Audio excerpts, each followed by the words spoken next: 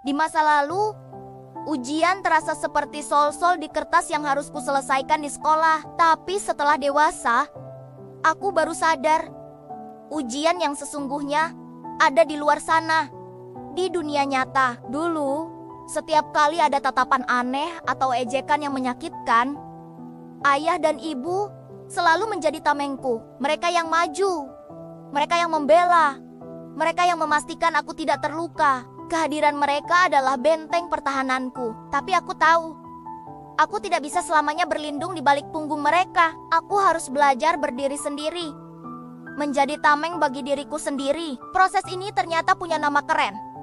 Namanya self-advocacy. Membela diri sendiri, kedengarannya sederhana, tapi perjalanannya tidak mudah. Ini bukan tentang melawan atau berdebat sengit. Ini tentang sebuah perubahan mendasar dalam cara aku memandang diriku sendiri. Aku mulai belajar menjelaskan kondisiku bukan sebagai sebuah aib yang harus disembunyikan, tapi sebagai sebuah fakta, bagian dari siapa diriku. Sama seperti warna mataku atau bentuk rambutku. Dulu, setiap kali ada yang bertanya, "Kenapa kamu berbeda?"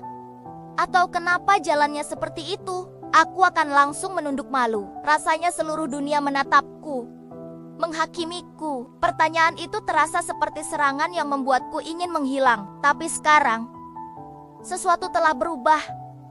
Aku tidak lagi menunduk. Aku menatap mata mereka dan menjawab dengan tenang.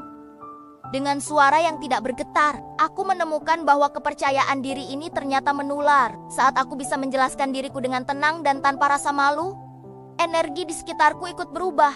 Orang yang bertanya tidak lagi melihatku dengan kasihan, tapi dengan pemahaman. Dan yang paling penting, saat aku tenang, ayah dan ibu ikut tenang. Aku bisa melihat kelegaan di mata mereka. Kecemasan yang dulu selalu menyelimuti mereka, setiap kali melepasku pergi sendiri, perlahan lehen memudar. Mereka tidak lagi merasa harus terus-menerus menjadi perisaiku, karena mereka melihat aku sudah mampu membangun bentengku sendiri. Mereka percaya padaku, karena aku sudah percaya pada diriku sendiri. Melepaskan ketergantungan pada orang tua untuk membela kita adalah salah satu langkah pendewasaan yang paling menakutkan, sekaligus paling membebaskan. Ini bukan berarti kita tidak lagi membutuhkan mereka. Justru sebaliknya, ini mengubah hubungan kita menjadi lebih sehat, menjadi hubungan antara dua orang dewasa yang saling mendukung, bukan lagi antara pelindung dan yang dilindungi. Salah satu langkah praktis yang sangat membantuku adalah apa yang aku sebut sebagai naskah penjelasan diri. Awalnya terdengar konyol, seperti sedang menghafal dialog film, tapi ini benar-benar berhasil. Aku menyiapkan beberapa kalimat sederhana untuk menjawab pertanyaan-pertanyaan yang sering muncul dari orang asing atau orang yang baru aku temui. Aku tidak lagi gelagapan mencari kata-kata. Aku sudah punya jawabannya. Aku berlatih di depan cermin, mengatakannya berulang-ulang sampai terdengar alami dan tidak dibuat-buat. Misalnya, saat ada yang berkomentar tentang caraku berjalan alih-alih diam atau marah, aku sudah punya naskahku. Aku akan tersenyum dan berkata, "Aku memang butuh waktu sedikit lebih lama untuk berjalan, tapi tenang saja, aku pasti akan sampai tujuan kok."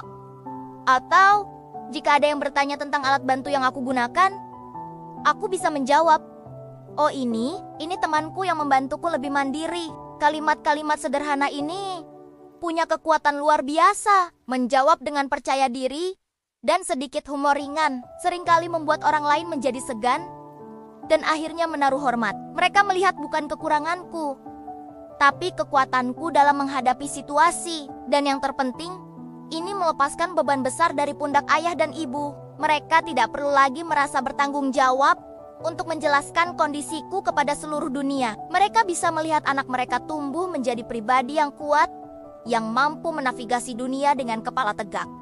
Ini bukan perjalanan satu malam. Ada hari-hari di mana rasa tidak aman itu kembali muncul. Tapi sekarang aku tahu apa yang harus dilakukan. Aku akan kembali ke depan cermin, melihat diriku, dan mengingatkan diriku sendiri, aku adalah tamengku sendiri. Dan dengan setiap jawaban percaya diri yang aku berikan, tameng itu menjadi semakin kuat.